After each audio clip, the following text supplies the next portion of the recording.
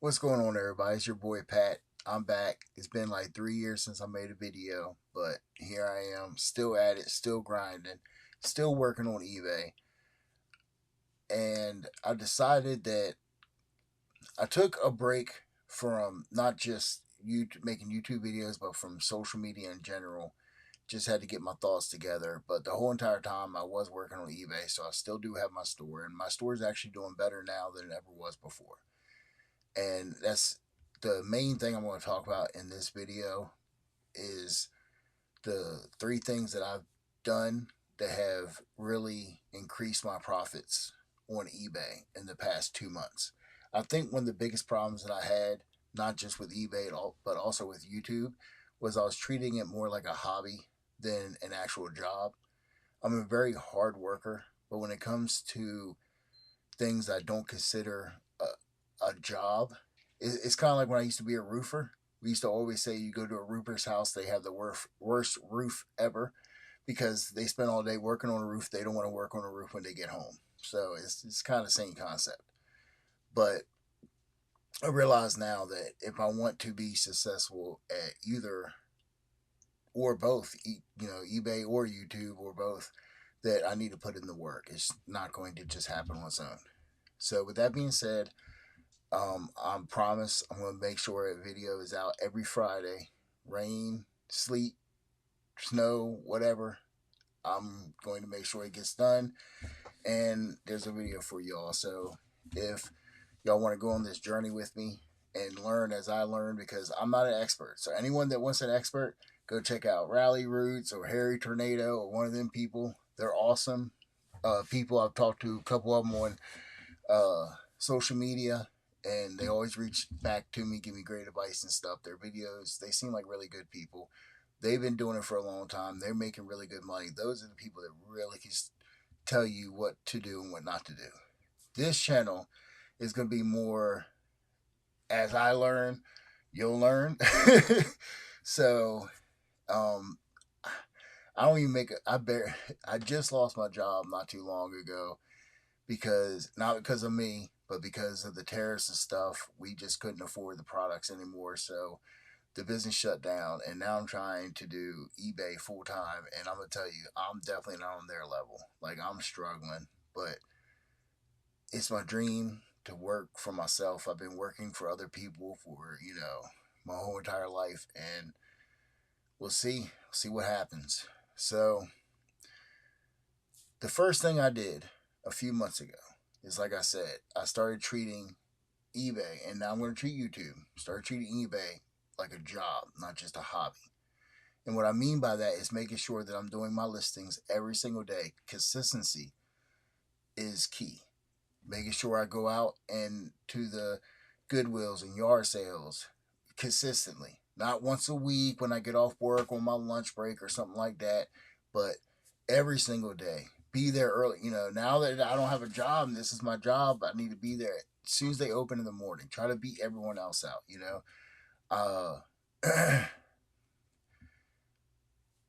So that's pretty much the name of the game is, just trying to treat it, be more professional about it.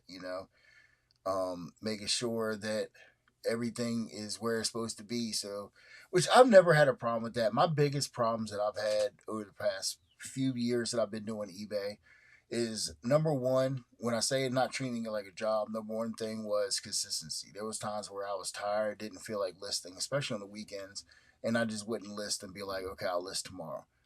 Well, I can't do that. If I'm going to treat it like a job, I need to be there every single day and make sure the work gets done. Number two thing I was doing was I was just looking to buy anything. And this kind of bleeds into my second thing that I started doing, which was better items. Before, if I could make $1 on something, I would do it. But in reality, you're not actually making $1. Even if you take out the fact that, you get free boxes, go dumpster diving, get free boxes. Somehow you work it out to where you get free tape and everything else. By the time eBay fees come out, shipping and handling, and God forbid, like I'm in North Carolina, if I got to ship something to California, Washington State, or especially like what is it, Canada, well, not Canada so much because, well, no, I think last time I went to Canada, they didn't consider it international because international it goes a couple of states over and then they handle it from there. It's not bad. But there's like Puerto Rico is not international. They're part of the United States. So if you ship something to Puerto Rico, especially if it's heavy, it's going to cost a lot. Hawaii is another one. um, well, anyways, with that being said, if you have better items, you don't have to worry so much about shipping and handling. You sell a pair of jeans for $10, thinking that you're going to pay $5 for shipping for shipping, and you end up paying $8. You're not making no money. So my goal is to make $20 an item. I'm not going to pick up an item for $5 that I can sell for 25.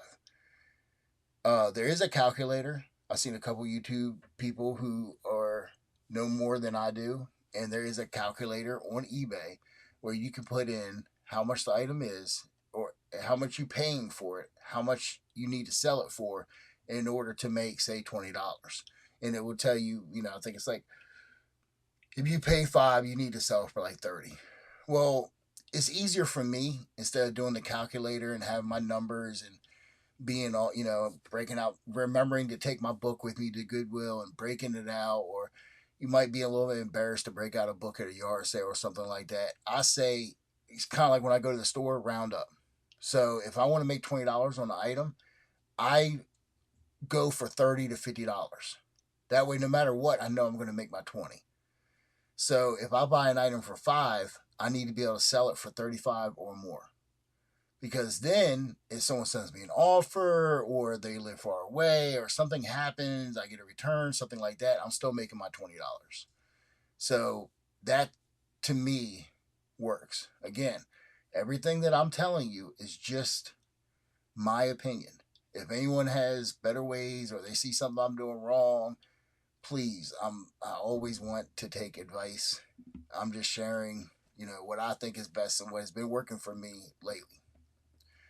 The last item that I want to talk about that really helped my store was getting rid of the old items, which is kind of the same thing as making sure that you only have good items.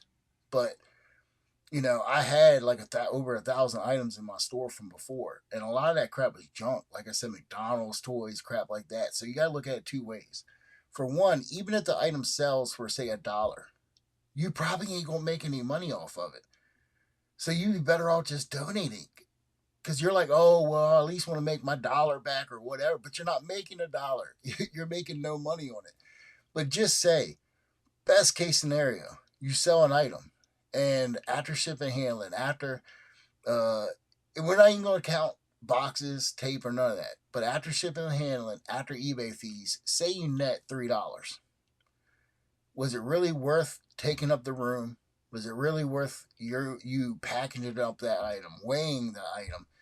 And then again, what if the customer opens a return on that item? Wouldn't you rather just redonate that item, take a loss on the 50 cents you spent on the item, instead of trying to get $3 for that item? I mean, honestly, so the first thing I did a couple months ago when I really wanted to revamp my store and be more professional about it was I searched for every item under $5 and redonated.